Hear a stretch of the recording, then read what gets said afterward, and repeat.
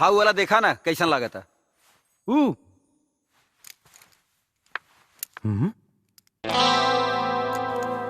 ए भैया, जो लड़कियां तो के रिक्शा वाला समझत रहे ना, हाँ वो एजे भैया। कहाँ? एजे तो रहा लिया भैया, न जाने कहाँ चल गए।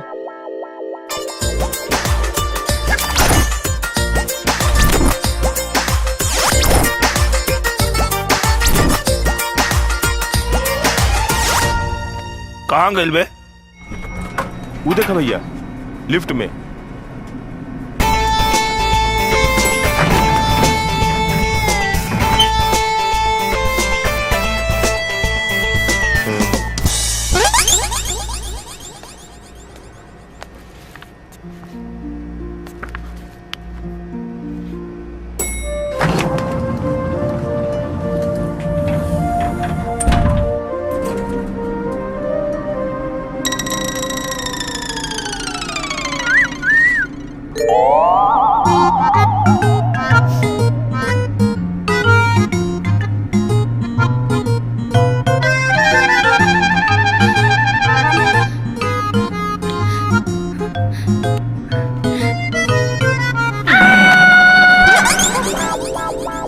का भाई चिल्लात काहे बाड़ू?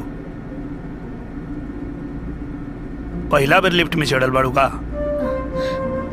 तोहरा कैसन बुझात हुई? हम केहू से ना डरानी।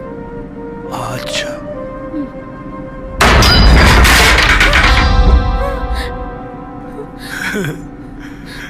का भाई बहादुर, डर के मारे ऑटो वाला से चिपकता रू? ना ना, तू ऑटो वाला ना। अच्छा, ओ चाकू छुरी तेज करे वाला से चिपकता रू? ना ना, तू चक्कू छुरी वाला भी ना। अच्छा, तब क्या है? तू तू जे भी बाड़ा, बड़ा अच्छा बाड़ा, बड़ा निमन बाड़ा।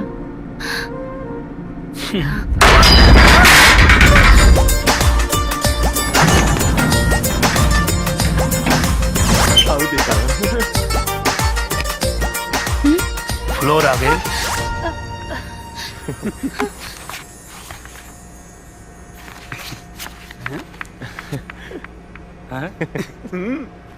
का भैया, लागत बाकी मामला सेट बा। एकदम सही कहले है।